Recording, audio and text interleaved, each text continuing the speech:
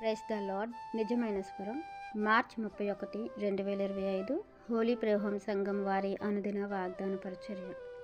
నిన్ను రక్షించుకొనుటకు నేను నీకు తోడై ఉన్నాను. ఇర్మియా గ్రంథము 30వ అధ్యాయము 11వ వచనము. ప్రియమైన దేవుని వారలారా, దేవుడు మనలను రక్షించుకొనుటకు మనకు ఎల్లప్పుడూ తోడై ఉన్నానని వాక్యం సెలవిస్తుంది. అయితే ప్రియమైన దేవుని వారలారా, మనల్ని చెదరగొట్టిన జనములన్నిటినీ కూడా దేవుడు సమూల నాశనం చేస్తానంటున్నారు, కానీ మనల్ని మాత్రం సమూల నాశనం చేయను అంటూ, అయితే ఏమాత్రమును నిర్దోషిగా ఎంచకుండానే నిన్ను మితముగా శిక్షించుదును అని అంటున్నారు. ప్రియమైన దేవుని వారలారా, ఇక్కడ మనకు ఒకటి అర్థమవుతుంది. దేవుడికి పక్షపాతం లేదు అని.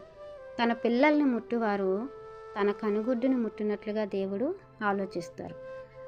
ఆయన్ని నమ్మిన వారిని, ఆయన మీద ఆధారపడి వారిని ఎవరైనా కీడు తలపెట్టాలని దేవుడు చూస్తూ ఊరుకోరు.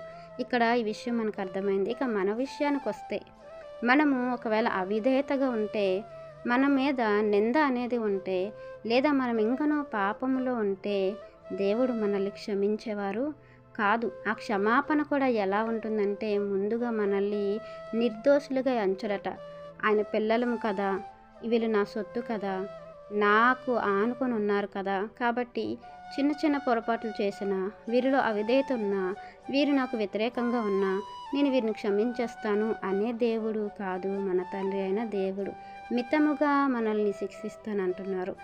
నాశనం వేరు. నాశనం అంటే లేకుండా చేయటం. శిక్షణ అనేది మనకు ఒక దిద్దుబాటు అవకాశం అన్నమాట.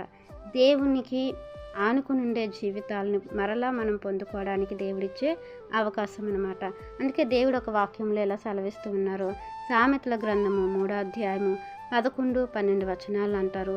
నా కుమారుడా, యెహోవా శిక్షను తృణీకరింపవద్దు, ఆయన గద్దింపునకు విసుకవద్దు.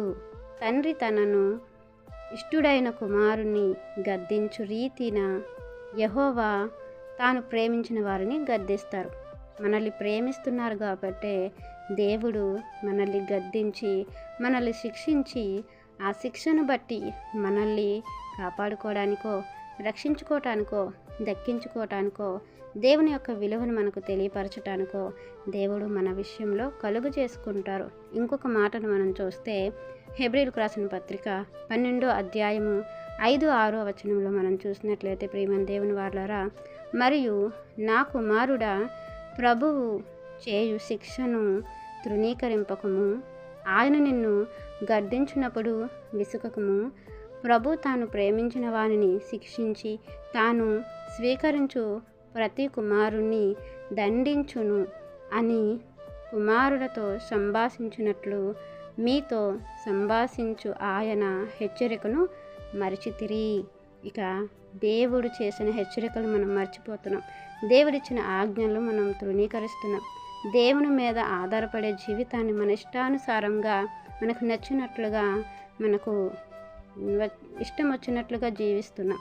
అలాంటి జీవితం మనకు తగదు గనుక దేవుడు మన పొరపాటును సరిచేయటానికి, మన యొక్క తప్పుల్ని మనం గుర్తించటానికి మనకు శిక్షించి, ఆ శిక్షణలో మనకు ఒక పాఠాన్ని నేర్పించి ఆయన హక్కును చేర్చుకుంటాడు, మనల్ని రక్షించుకుంటారు. కాబట్టి దేవుని మీద ఆధారపడి, దేవుని చిత్తానికి చోటిచ్చి మనం జీవించాలని, ఈ వాక్యం మనందరి జీవితంలో దేవుడు ఫలింపచేయాలని ఆశిస్తున్నవారు దైవజనులు బ్రదర్ పి. నెహెమియా గారు. God bless you. ఆమెన్.